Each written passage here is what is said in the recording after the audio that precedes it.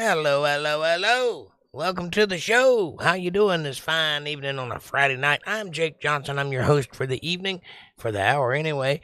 This is Untethered Live, and you're watching it straight out of your eyeballs. Yeah, that happens. How are you doing? Welcome, welcome, welcome. Come in, enjoy the fire. Hey, Caucasian Sasquatch, greetings and salutations. How art thou? I am a little horse. Shetland pony about that big. How are things going in your neck of the woods, buddy? I had a nice lasagna for dinner.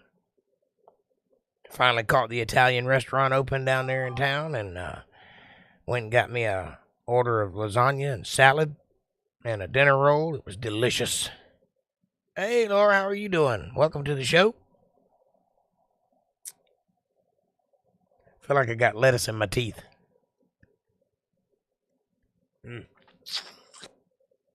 Feckin' allergies, welcome to Georgia. Yeah, the pollen count's kind of high here, too. I woke up the past 3 days in a row with no voice at all. Took me about an hour to get my voice going again. Just gummed up, you know. What can you do? Seems to be functioning at the moment, but who knows? A lot of congestion. I'm hoping the pollen is what's causing that. But I don't know. But anyway, back to the lasagna. It was pretty good. Had Italian sausage and meat sauce. Lots of cheese. It was delicious. What'd you have for dinner? Anything spectacular? And how are you doing this fine evening, Laura? All's well, I hope. All's well that ends well, anyway. Or that's what they say.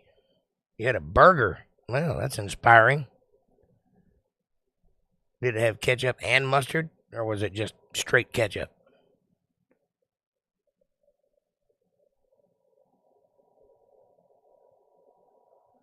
I've been missing you. I hadn't seen you in forever. Pop in and then I don't get to talk to you. Hey, George, how are you? Welcome to the show, buddy.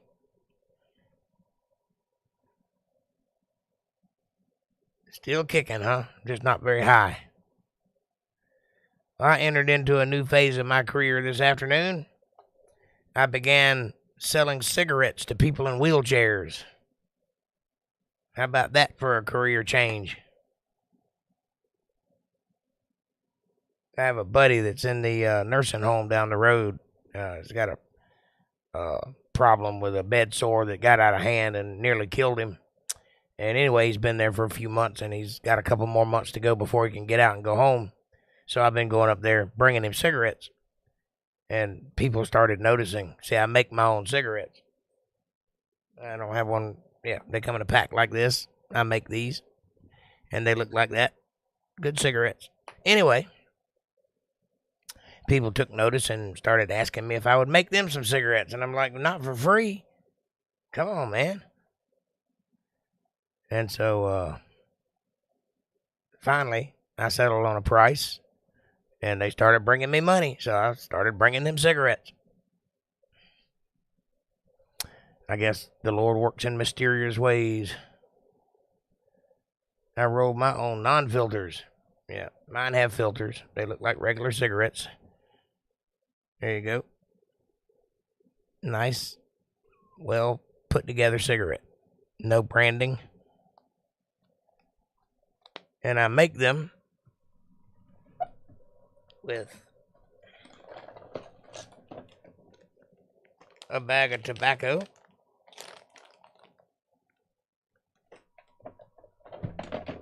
and the machine like this.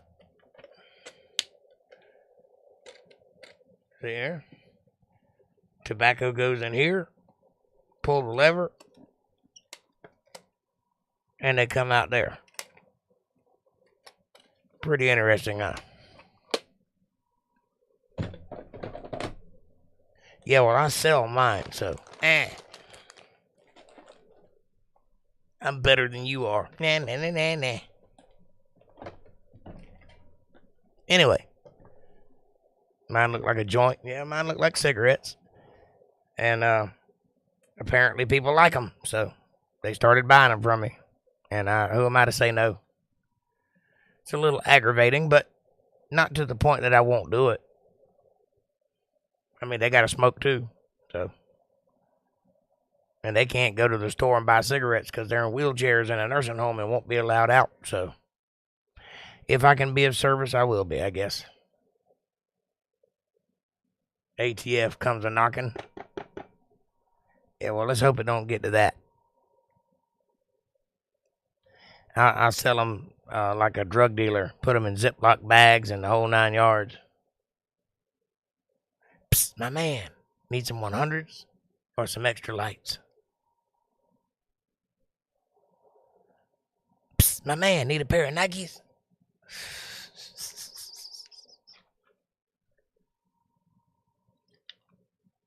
Anyway, I think it's funny. Whatever. If they will give me a couple bucks and I can give them some cigarettes and make their days go by a little better, then so be it. I would know I wouldn't want to be stuck up in a place like that. Jake Johnson was arrested in an East Coast sting this morning, selling cigarettes to crippled people. What a criminal. See, I give them the cigarettes and they give me money. So it's not really selling if you look at it like that.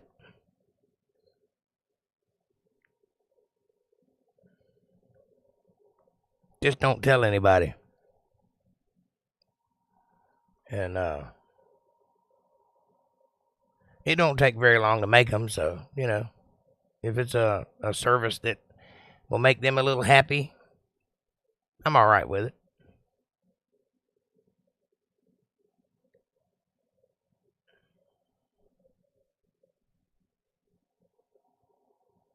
And I don't think it's a big deal. I don't think I'd be getting in trouble for it. I'm not making like truckloads of cigarettes, or I'm not making a big profit. I mean, it costs me money to make them and then bring them to them. So really, they're just reimbursing me for my trouble. They would claim that is an international white supremacist tobacco case worth hundreds of thousands of dollars.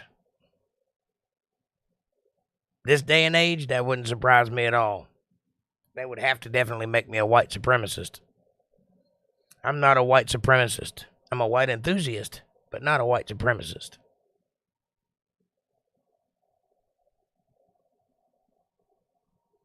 But you see, that's the trouble with continuity. It's hard to keep up. So I'm going to talk about that a little bit today, too. Because for 2.5 years, like a machine, I have been putting out content 4 times a week. That's 8 hours a week of television, entertainment. And hey, Darlene, how are you? At some point, you run out of ideas, is what I'm saying. So if the content is a little lax, like today is a little relaxed, I don't really have anything on the agenda. I was going to do a Richard Dawkins debunking, but I couldn't find a video worthy of debunking. I'm still looking, so that might be next week. And I'm in the throes of research for a different project at the moment. So today's going to be a just chill day with us talking and whatever. If you come up with an idea you want, let me know and I'll make it happen. Other than that, what you see is what you get, WYSIWYG. Hi, Darlena, how are you? All's well, I hope. Hope you're beaming with sunshine and full of joy. I'm good. Hope you're all doing good too. Can't complain. Apparently, I've become an international criminal running a cigarette ring in the underground of the nursing home industry. But other than that, absolutely. That underground cigarette criminal ring has ties to white supremacy, apparently. And Russia. Don't forget Russia. It's their fault. Hey, April, how are you, sweetheart? Good to see you. Welcome to the show. Come in, take your shoes off, set a spell.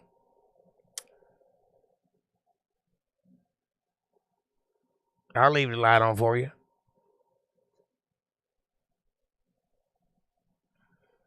I just had a big old bowl of lasagna, so I'm feeling a little lethargic at the moment. My digestive tract is functioning properly, apparently, because I'm getting sleepy. And that's what happens when you digest large amounts of cheese. Hey.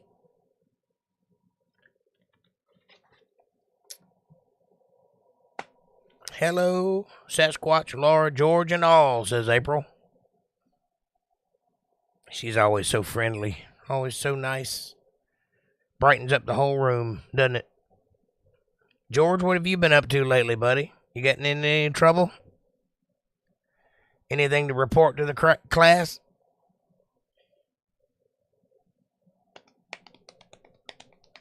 I happen to notice Monday you popped in and said hello, and then you wasn't here anymore. I tried to talk to you a few times, kind of like I'm doing now, and nothing. So I'm wondering, what happened?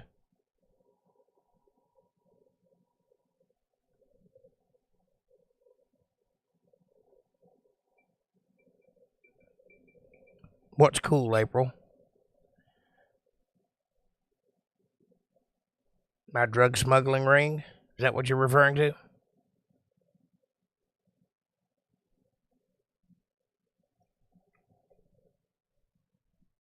Somebody's got to do it. It's a dirty job, but somebody has to do it. Might as well be me.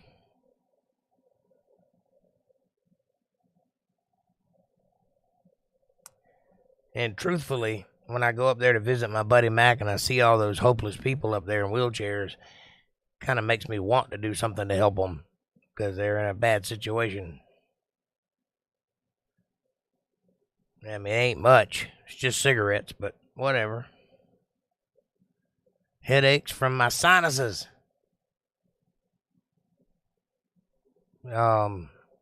Cyanide will help that. If you can find it still. Pretty good medication for sinuses. Also, that Flonase nasal spray will help that. But it's addictive. So you end up constantly spraying your nose.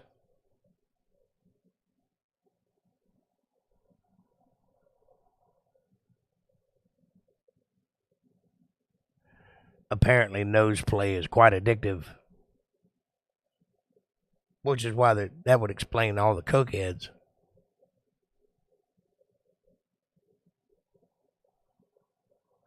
Well, it's just a thing. It's not really an awesome thing. It's just a thing. They're paying for it, so. As long as the ATF don't close in on my position, we'll be all right. That might be interesting.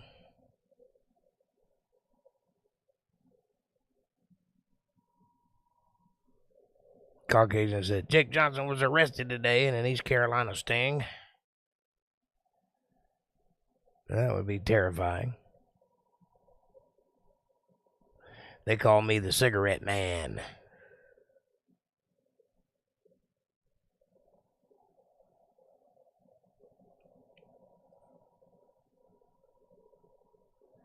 Just catching up with you?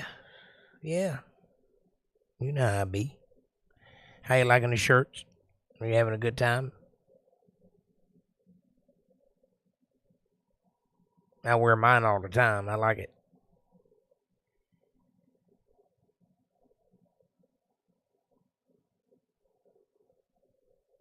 If you guys are wondering what we're talking about, check this out. That shirt right there. That's a t-shirt. That's the latest design. So if you guys want one, hit me up and I'll let you know how to get it. It's lovely. While supplies lasts. We got a surplus. It'll be all right. Yep. How's Kev tonight? And the babies? Tonight is apparently prom night, so I'm understandably a little in the depressed mode. Because I didn't get to see my daughter. I don't even know if she's going.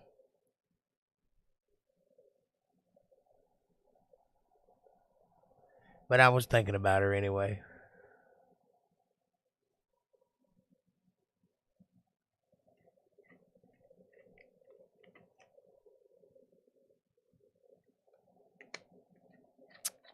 I did get to see my buddy Mac's daughter, though, in her dress, and she was quite fetching. Had her a nice young man open the door for her, and she's wearing a red dress down to the floor. It was quite lovely. Just made me wish I could see mine. The babies are at their mom's, or at mom's. I wanted to get CJ in a day or two. Yeah, you can do it. You can get it. CJ likes being with you. Brings back memories, prom night. Oh, yeah, it does. Not that I would have that memory. I've never been to a prom, but I saw lots of other people do it, so I can relate. I think I was working that night. Or something.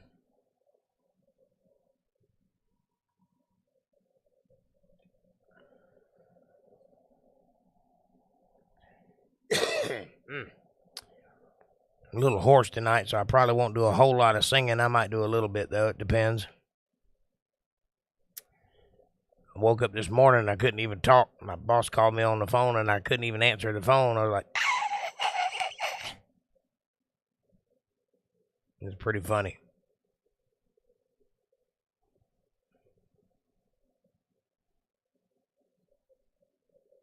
But I can play a little if you're interested.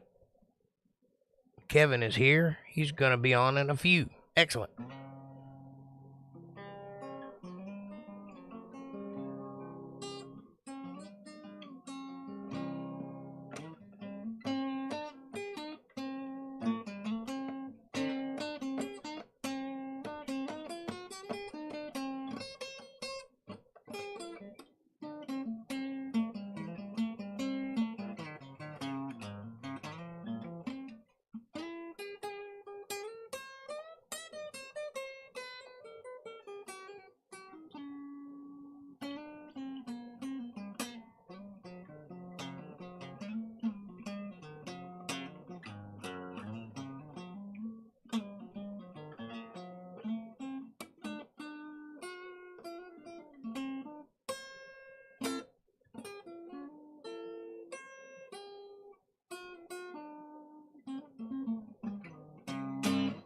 There you go.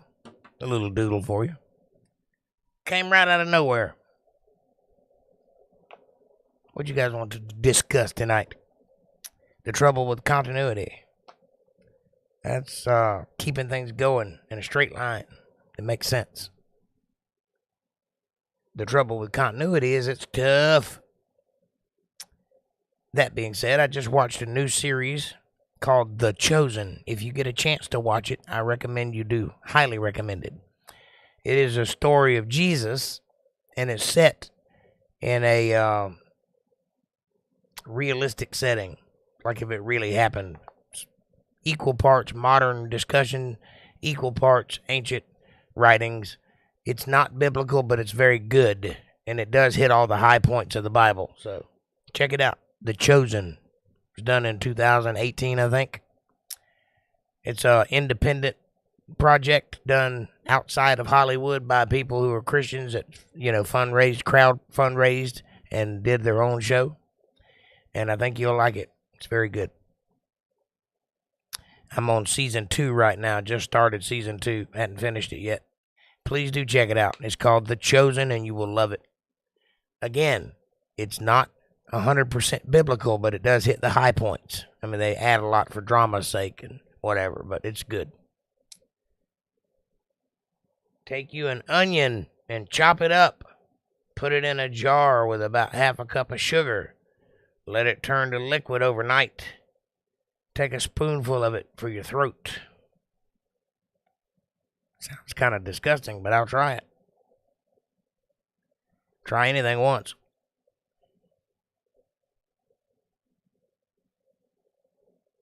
Just one chopped up onion and a half a cup of sugar, huh? No water? It'll provide its own juices. I know onions are good for fever breaking, but I don't know if they're good for throat trauma. We'll try it, though. I'll see.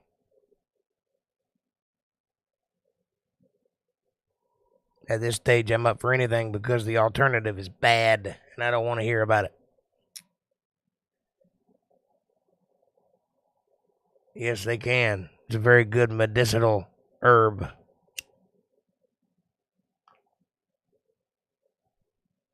That's part of the recipe for that soup that my mom would make that she called gruel. And that will cure what ails you, I promise you. I've been through it many times. When I get sick, that's what I reach for. But you got to be deathly sick or it won't do anything. It's just soup.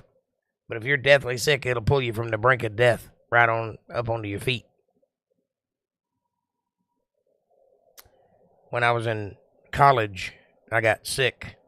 I think I had some kind of super flu or something, but I was in the bed. I was down. I couldn't even lift my head off the pillow. I was sick. I was so sick that my mom came from North Carolina to Georgia to treat me. That's how sick I was. I mean, they thought I was going to die. I wasn't sure I was going to make it either. She came in the house and made that stuff and spoon-fed it to me, dripping it into my mouth. And before I finished the bowl, I was sitting up on the edge of the bed eating it myself. That's how good it is. So I guarantee you it's good stuff. When did I go to college? Really? You remember coming to my show in the year 2000? I was in college then, in a college town. So I guess I started college in 95 when I went to Travis Technical Institute. That was my first schooling. 2 years there and 2 years in Georgia College and State University, studying things like political science and music theory and that sort of thing. See, my voice is already cutting out. I didn't know you didn't know I went to college. Do you think people get this smart just because they're smart? I'm educated, baby. Went to an Ivy League school. It's like number 17 on the list, but it is technically an Ivy League school, and I can technically say that, as long as nobody looks too deeply at it.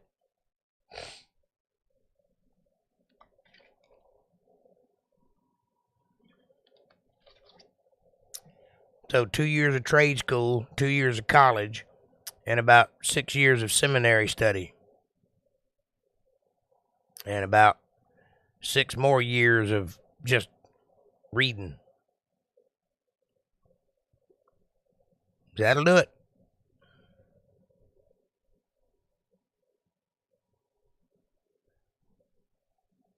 I'm sorry, I did not know. I didn't realize you didn't know that. But now you know, and knowing is half the battle. Anyway, the point of that story was I was sick and got better because of my mama and her gruel. So, the way you make it is, you take a saucepan, fill it up with about a cup and a half of water, take an onion, and take a big spoon and scrape the onion, scrape the juice off of the top. About 2 tablespoons full of the essence of an onion. That's scraping the stuff, the juice. Just scrape it till it pours in. Half a stick of butter, about a teaspoon of salt, 2 bouillon cubes of chicken bouillon, and a half a cup of cornmeal, and let that cook. And a lot of pepper, by the way. Put some pepper in it. As much pepper as you put salt. And let that cook. And when it thickens up, eat it. It's not the most pleasant thing in the world to eat, but I guarantee you it'll cure what ails you.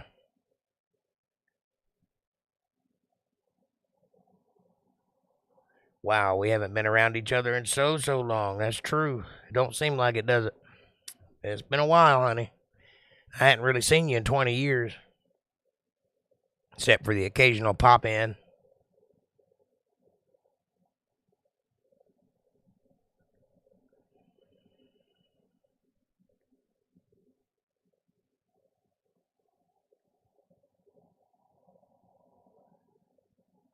Hey, Kev. I don't know if I said hey to you or not, but I meant to. Hey.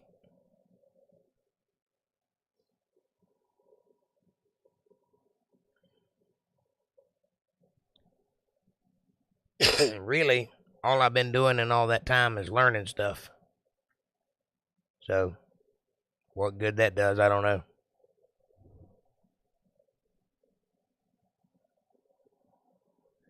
I can tell you what you want to know about ancient Egypt or anything in the Bible or anything like that. Doesn't really help the old checkbook, though, if you know what I'm saying. I'm not sure that I would advocate going to college. I used to. I used to think knowledge was power, and it is, but the nature of people have changed. No longer are they trying to be smartest people in the world. They're not trying to have good academic skills anymore. What they're trying to do is indoctrinate people. That's the new agenda. And I can promise you that's not going to help anybody's life out. So, as it stands right now, I advocate against going to college. I think you could do better by starting a business. Well, thank you, sweetheart. It has done some good. It's a great compliment. Thank you.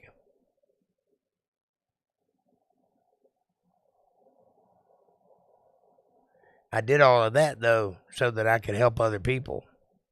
So if that knowledge and wisdom comes in handy at all, it's to the benefit of someone else, which is what I intended it for. Hopefully that is the good thing. Yeah, the agenda part, yeah. I used to say you can't exist without an education. You shouldn't even read the Bible without an education because you don't have anything to back up what you're learning on. Now I say education is a waste of money. You'll spend $100,000. You'll come out of school in more debt than you'll ever be able to pay off, and you have nothing to show for it. They don't guarantee you a job. They don't guarantee you a future. You get a piece of paper, and the courses that they offer you are not good courses. Gender studies? Come on. Why would anybody waste 4 years on that degree? You can't use it anywhere. Even English major, unless you're going to work for a newspaper, that is a useless degree. Sure, you'll be able to speak and write well, but nobody's going to hire you because of that. You got to have skills. So my new thought is, if you want to go to school, go to a trade school and learn a trade. Learn something useful that you can actually trade for money. Don't waste your time on intellect, because intellect won't feed you in the long run. I went about it ass backwards. I went intellect first. That's all I cared about was solidifying my brain. However, that don't do very well in society. Most people don't like a know-it-all. So, unless you're watching a show like House, and then they love that character, but they don't want them in real life. They don't want a guy who picks locks as a hobby or, can identify different types of ash by the weight. That's a Sherlock Holmesian way of looking at the world, and the typical person does not want to be around that. So choose your future carefully and understand you need skills, not intellect. Half the people that are in high-paying jobs couldn't think their way out of a paper bag.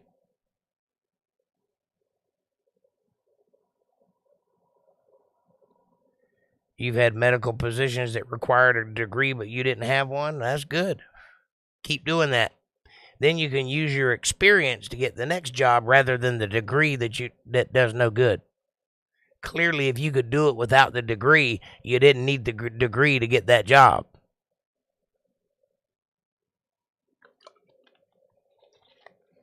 So true. Yep. So I say never let school get in the way of your education. That's a quote from Mark Twain. Never let school hinder your education. You can learn every day. All you got to do is apply yourself. Pick up a book and read something. Experience something. Go out into the world and face people, and you'll learn. Go to the mall and watch people. If nothing else, you'll learn about body language and communication skills, which are very important. If you can't communicate, you can't very well get your point across.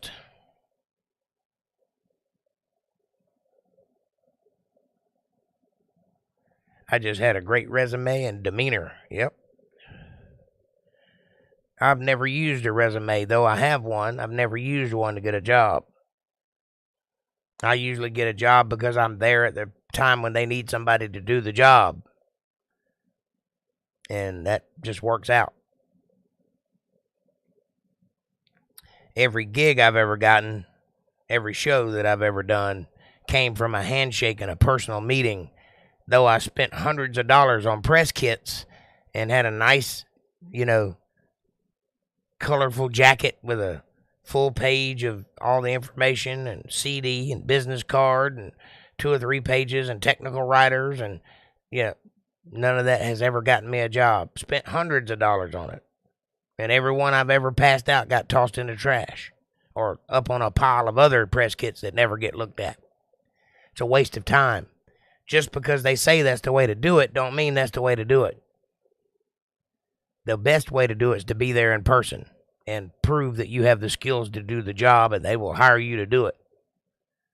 Elon Musk is a fine example of that. He doesn't hire based on education. He meets the people. 5 minutes, he can tell whether he wants them there or not. He likes people that thinks outside of the box.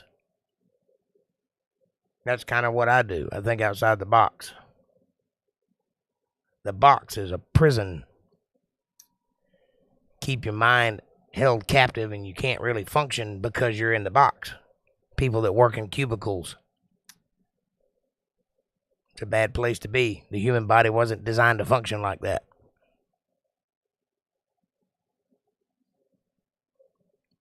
I will never have a job again that will put me in a cubicle. I did a couple when I was younger. I'll never do it again, though.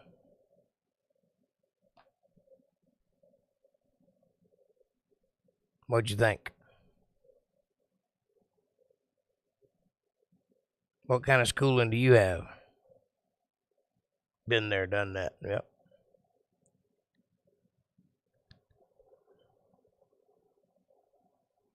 I mean, I guess it's of some importance. I did it. I was there. I learned some stuff, but most of what I know came from practical experience. Come from doing it.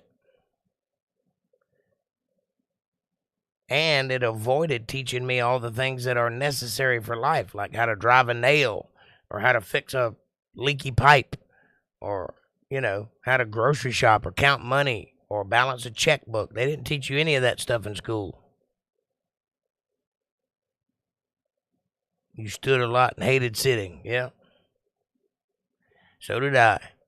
I used to pace back and forth up and down the aisle with my little phone on because I worked at internet tech support. So instead of sitting at my cubicle, I would just pace and talk. Got a lot of problems solved that way, though. I even fixed a couple of people that couldn't even speak English. I figured out a way to communicate with them. That was an interesting day.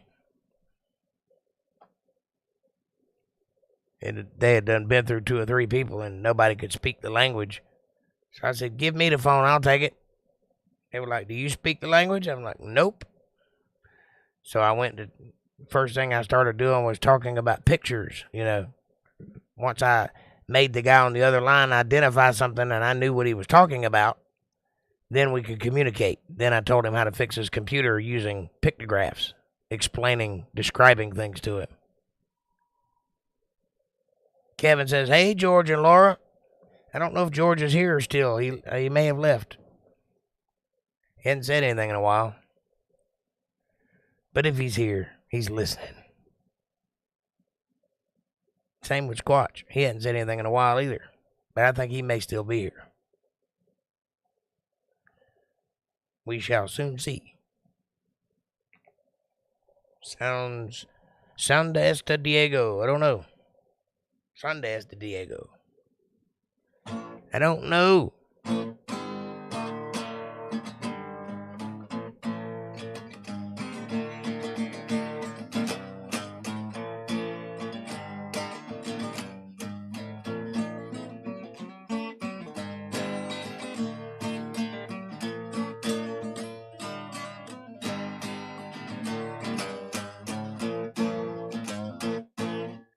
Donda is de Diego. I don't know that either.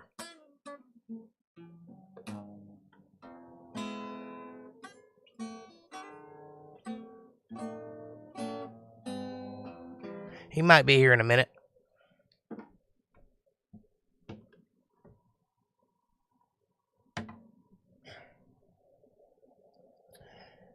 I'm a little bit tired today. Had a long week. Got a lot done, though. Yesterday, I spent making 200 koozies and 200 t-shirts. 250 t-shirts, koozies. That was a long day. Got it all done in one day, too. Front and back.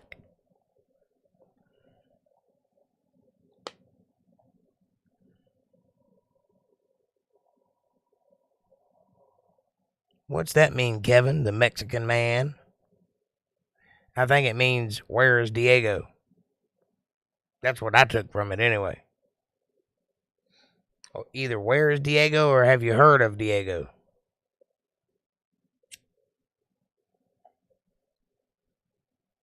Don't know which, because I don't speak Spanish. But I speak internetese. How is Diego? Okay. See, there you go. I got one of the nouns right. Or verbs, or whatever there are.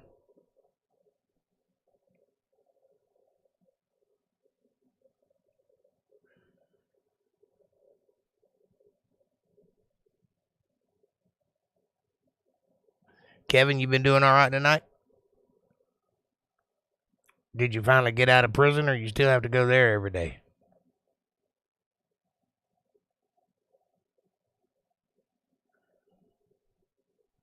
In other words, how did your case go? Did you win or lose? Or draw?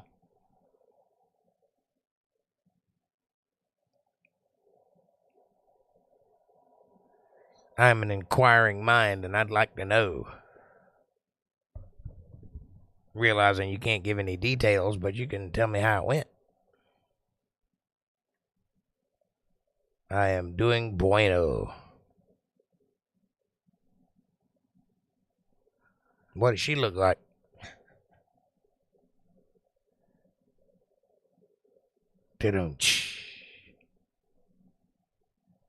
He's loco. Loco, hermano. Lost the trial. My client got 62 months. It's terrible.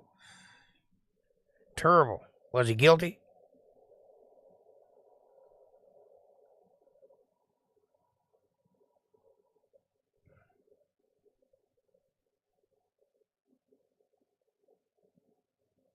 Yeah, I got that one.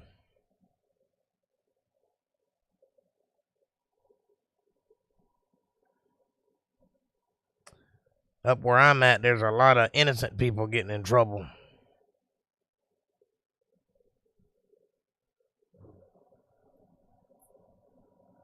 Happens too often. They need a superhero around here, somebody that could take on the courts and knock them down a peg or two.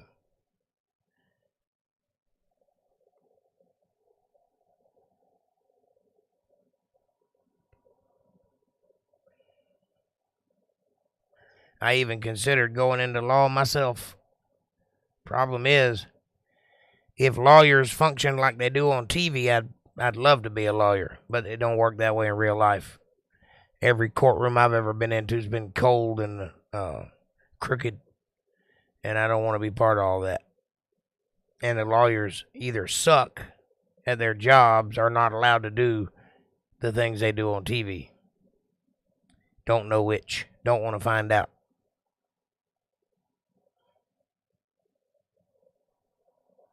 But I know while I was going to court, I had a lawyer that on probably 15 occasions should have objected and didn't.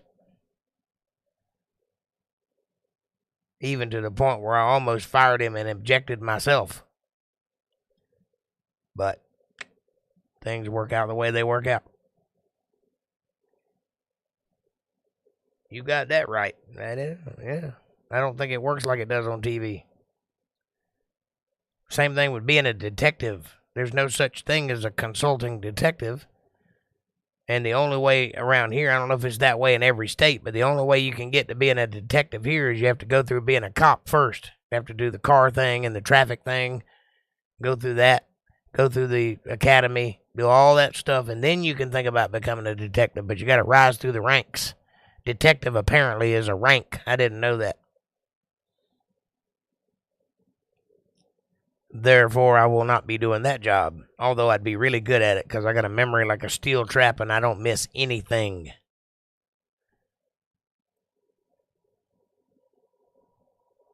And I'm a pattern recognizer.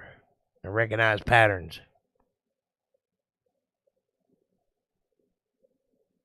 Those are all good qualities for that type of work.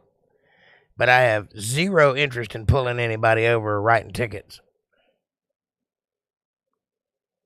And also, I'm not very tall, so that won't work.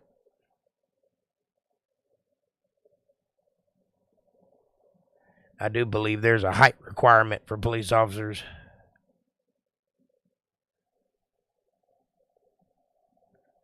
But what I lack in height, I make up for in attitude, so that works out.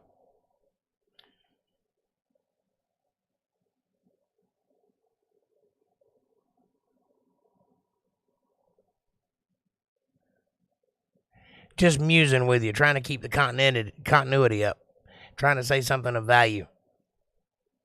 Thought I might let you in on a few things I've attempted in my life.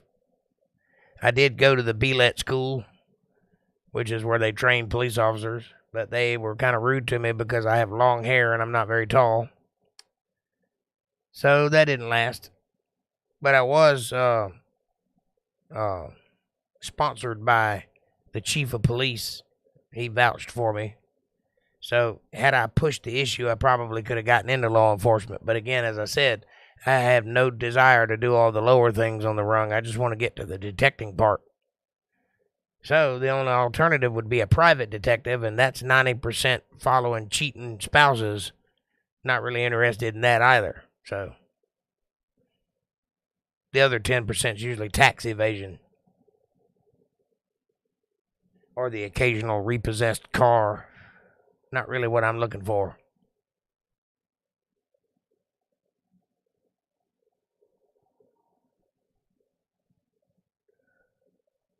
So law is out. No being a lawyer and no being a cop. Or a fireman or anything like that. I did function as a fireman for about 2 years. I was a volunteer firefighter. But I hardly ever saw any action. And then when I did see it, some little old lady was getting cut out of a vehicle. That was enough for me on that subject. Didn't care for that too much.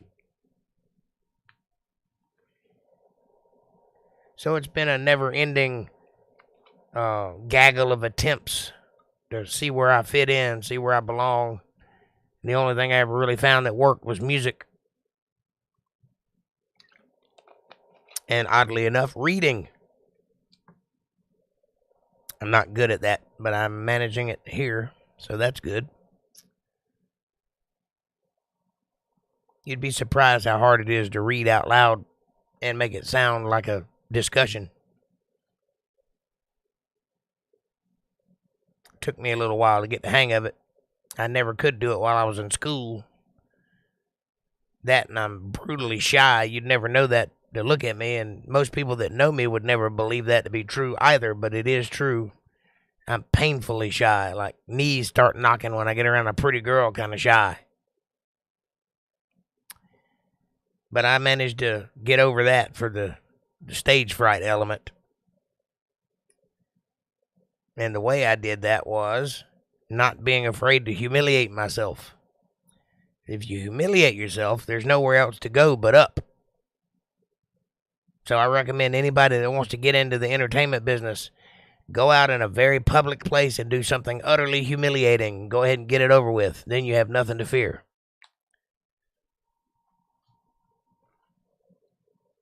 I'm talking pull your pants down in front of a whole room full of people, or knock a microphone stand into a guitar player or something like that.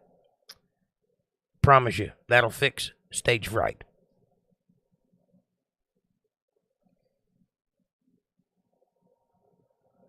And as far as reading goes, you just need to practice that. That's just a skill like any other skill. You practice it enough, you can do it.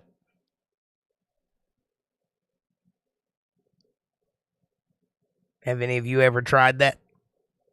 Like, say, delivering a news broadcast or doing something on a radio station where you have prepared speech or public keynote speaking or something to that effect? Or your voice cracks while singing? Yeah. Well, mine does that all the time, so.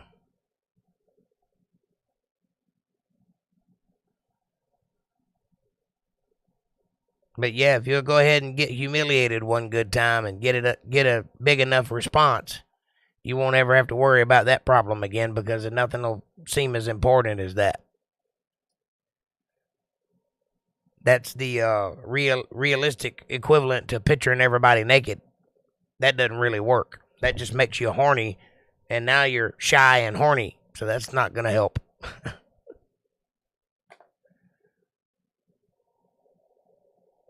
Especially if you're a guy.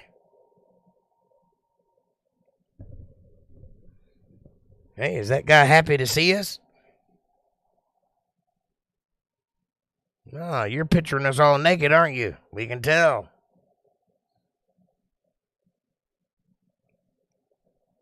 So I don't recommend that course of action, but a good fall on the face, that'll do it. Just dive right off the stage, and you don't have to worry about it no more.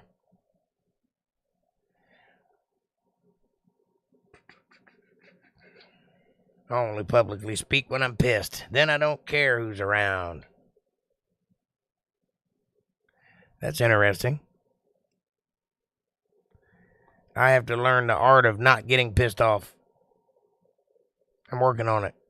Nah, I may fail a few times, but I think I'm working on it. But to be a good orator, you can't be offended easily. You got to be able to let it roll off your back.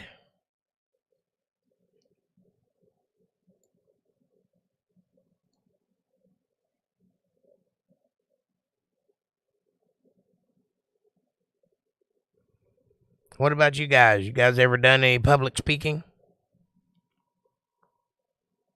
of any kind? And if so, what was your experience?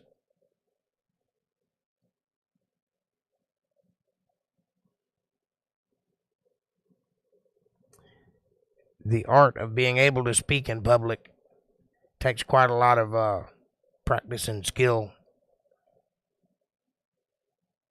We call it let it fly.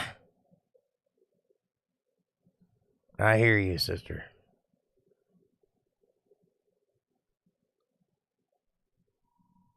It takes a little bit of practice, but it can be an effective tool in salesmanship or presenting an object or a thing to somebody or to a crowd of people. So it's a good thing to have. Yes, when I was singing.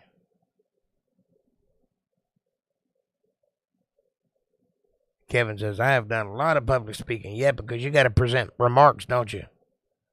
So you got to kind of sell that to a jury or to whoever's listening. So yeah, that's what I'm talking about. What is your experience of that been? Are you good at it? Did it take you a while to get good at it? Have you ever screwed it up royally? And if so, what are the details? Yep, he's a great people person. I know he is. I've spoken to him before.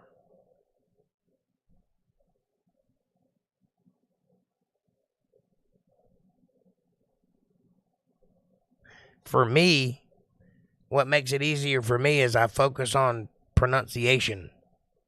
I focus on saying words correctly and clearly so that people can understand me correctly and clearly. And that slows everything down, which allows me to speak while I'm reading more fluidly. It's kind of like a sing-songy kind of thing, you know. You get into that frame of speech. It's a little different than talking in reality, because in reality you're just mumbling words. You're not trying to make them coherent. But in public speaking, if you use a sing-songy type of voice, modulating up and down as you go, and knowing where to modulate, which syllables need to be uplifted and which syllables need to be downturned, which words need to be emphasized, where you put the emphasis at. You might try putting the emphasis on the wrong syllable. Sometimes that works. I lecture a lot to a pretty big audience when I was a prosecutor, I bet.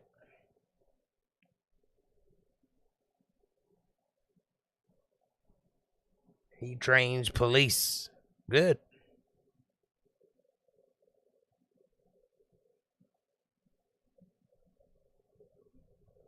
I don't think I train anybody. I just do my thing. I did teach at the police academy, and twice was teacher of the year. Twice I spoke with Grady Judd at the police graduations. Interesting. Oh yeah, that's a good point, and it works for me. Yes. It's very good. Also, when you use a sing-songy voice, it actually makes you read slower. And it makes you speak slower, which in turn allows people to hear you better. And it also makes it easier to read while you're talking. Now, one thing I've been working on is not pre-reading things. I want to be able to do it on the fly the first time. So when you hear me reading the Bible, for example, I haven't pre-read it. I haven't practiced it. This is exactly what I'm doing while I'm reading it. And sometimes that'll cause you to trip over your words, but if you're careful, you can get by with it. And the only trouble I really have is the names. Some of the names trip me up because they're really weird and long names. I've got to go to bed tall, y'all. I've got to go to bed, y'all. Night, everybody. Sorry, long day. Yeah, me too. And I'm going to cut it short tonight and go to bed myself, I think. But I am going to make it at 9:30 anyway. But good night. I love you. Sweet dreams. I hope you have a great rest. And I hope to see you Sunday, where we're going to get into some Bible study and have a long night. A good long night.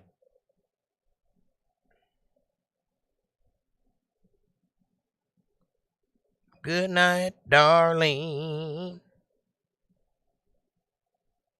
Lovely. Okay, Mama, I love you, sweet dreams. 3 guesses who said that, darling.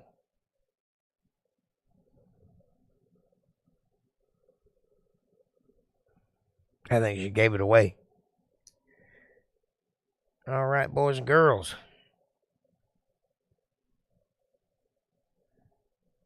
I'm not going to keep y'all long tonight because my eyes are crossing, but that's okay. Don't forget to hit that like button, everybody, says April. Thank you, sweetheart. Smash that like button like it owes you money. Here, I'll do the thing. Hey, folks, won't you do me a favor and hit that subscribe button and press the bell icon so you get notifications when I'm going to be online. Smash that like button. Smash it hard. Smash it once. It's free. It's right in front of you. It takes absolutely no effort at all, and it really helps with the algorithm. So there's really no reason not to. Won't you do that for me? Share this video with somebody you love. Better yet, share it with somebody you don't love. Bring them into the family. Make them part of the fold. Be part of their solutions, not part of their problems. And leave a comment down below and let me know what you're thinking about. Question me, curse me, bless me, challenge me, confront me, conform with me, drink my Kool-Aid. As long as you're thinking critically, that's what I want. Critical thought coming from that brain of yours. And hey, if you dig what I'm doing and you'd like to be part of this, something special, or if you'd like to just pat me on the back and say, hey, nice job, Jake, won't you consider supporting this channel by going to paypal.me/JakeJohnsonBand. Every little bit helps. It's a win-win. It's a blessing to me. It's a blessing to you too, because God notices these things in this reciprocal universe in which we live. Now, I appreciate the support, the confidence, and the trust, and I will do everything in my power to be worthy of it. Thank you for that, and I appreciate you. Now, I will do a sports update for Kevin Cox.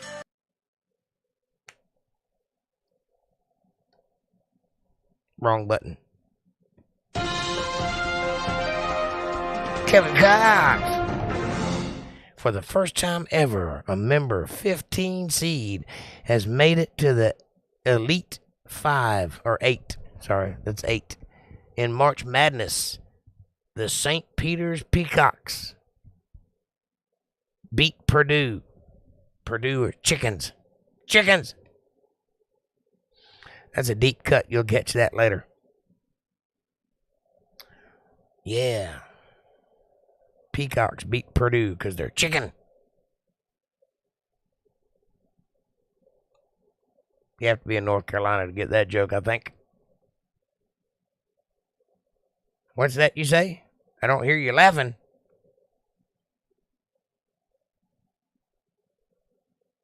Night all. Love y'all too. Well, I love you too, darling. Thank you for coming. Rest easy. Good night, sweetheart. Sleep tight wherever you are.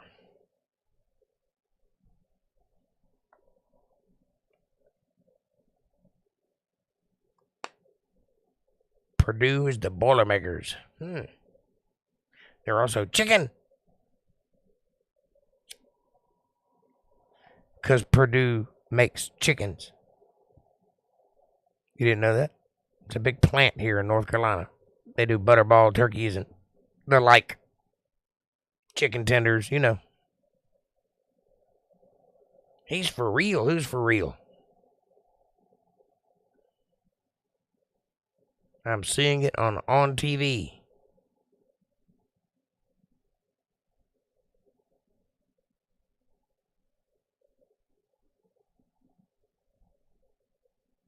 I got you. Boilermakers. I've built a few Boilermakers in my life.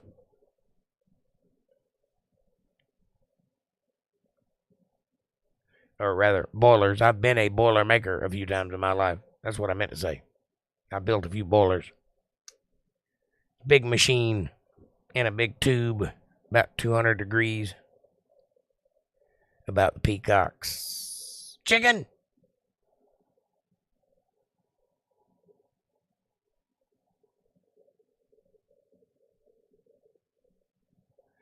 I did iron work for a little while. That's one of the many things I've done in my life.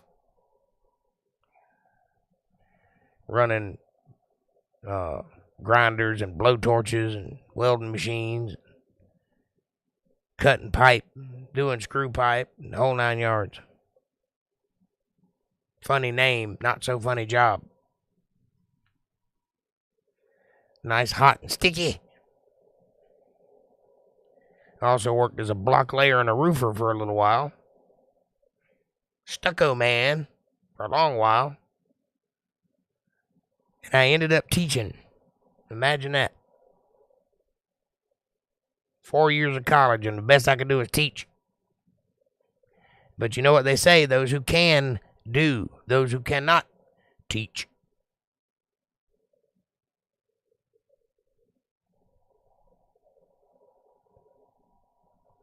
So, that ought to tell you everything you need to know about old Jake. Now, what is your story? And I am wearing copper-infused socks, in case you didn't know that. I didn't know that until somebody pointed it out. They're called Copper Fit, and they're supposed to be good for your feet. They just seem like socks to me. Whatever. Don't even feel like copper. See? Copper.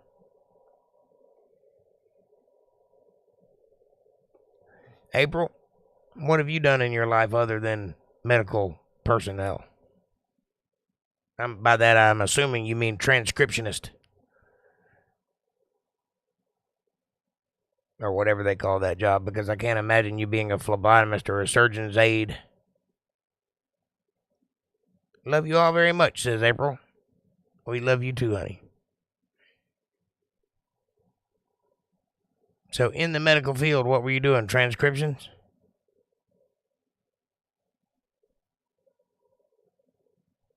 Donald bought us some heated socks. Ooh. I bet that's nice. Unless they short circuit and fry you while you're being heated.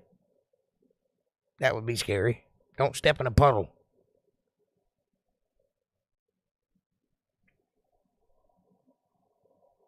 Man, these socks are lovely. Look at that puddle.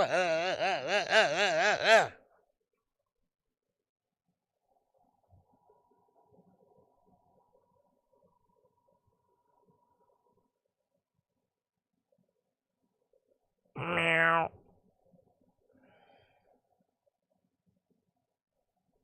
It was when it was cold, I bet so.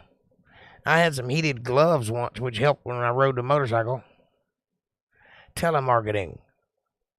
Water, cars, vacation packages, server, hostess, customer service. Ah. And the medical thing, was that transcribing? I forget exactly what it is, but I almost got into that once, where you transcribe all their notes and medical jargon. You have to know certain things. Can't remember exactly, but basically it's transcribing notes. You mentioned having medical jobs that required a degree that you didn't have. I was just wondering what that job was. Because it surely wasn't phlebotomist or surgeon's aide or RA, which is a registered nurse.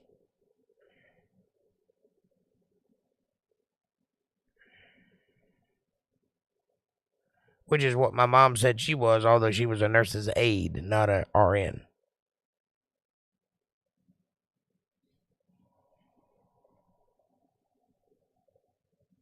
And a seamstress for a little while.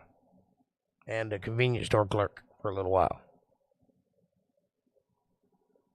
I've never done any of those.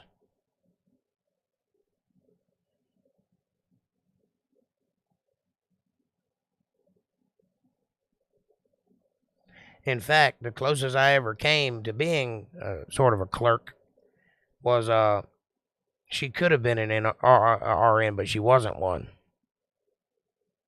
For whatever reason, she never went that far. Closest I ever come to being a clerk of any kind, I used to work for Discount Auto Parts' warehouse, and I would walk around with a handheld device scanning barcodes and typing in codes. I guess it was a inventory kind of thing. I did that in Florida in Plant City. She did have the knowledge, but she did not have the paperwork, which is why she considered herself an RN even though she wasn't one. Yes, the medical chiropractor 800. Ask Gary and the neurologist receptionist. Interesting. What is Ask Gary? Is that like a online medical thing or something? Call in kind of thing?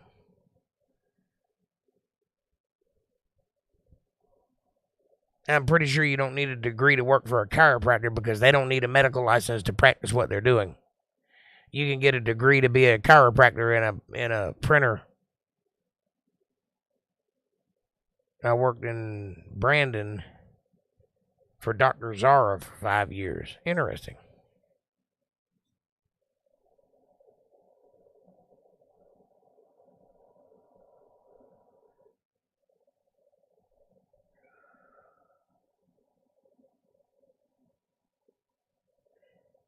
I've come to the conclusion that chiropractors fall under the same purview as psychologists do. It's a made-up career to make money.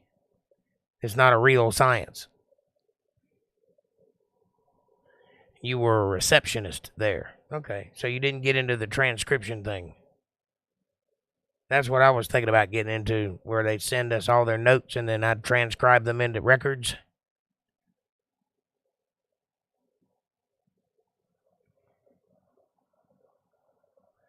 There's a job kind of like that for the courthouse, too, where if you've got a notary republic, what do you call it, certificate, where you can be a notary public, then they'll send you court cases that you transcribe.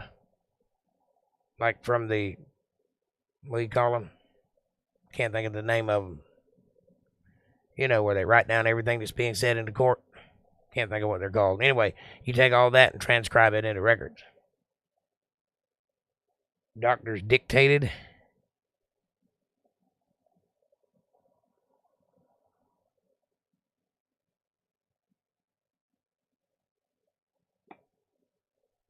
So anyway, I think psychiatry is a bunch of hooey. There's the moral of that story. He had his own transcriber. Gotcha.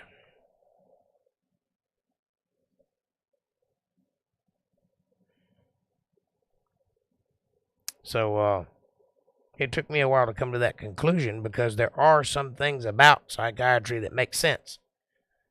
You know, and it does help some people. But if you look at the core of that discipline, it is a scam. It's not real. Yeah, court reporter. There's a name for it. I can't think of it. For whatever reason, that word slipped my mind. It's a weird word, too. Kevin's dad is a psychiatrist. Ooh, okay. Enough said. I'll drop the subject.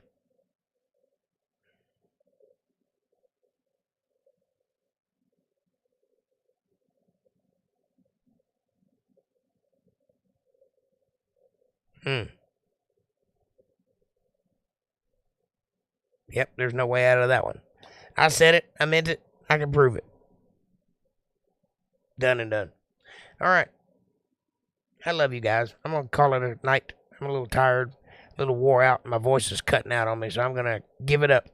I will see you guys on Sunday at 8 o'clock sharp, where we will finish out the book of Isaiah and have some deep philosophical discussions on the deeper meanings of the Word of God. That's what you come for. That's what I'm here to provide. A real understanding. Book, chapter, verse, explanation, understanding. That's the way it's done. That's the way it's always been done, and that's how we're going to do it.